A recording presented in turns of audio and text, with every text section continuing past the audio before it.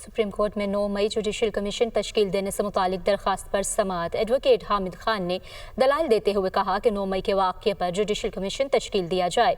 Justice Jamal मंदोखिल ने remarks देते हुए कहा है कि इस कानून के तहत जुडिशल कमीशन बनाया जाए।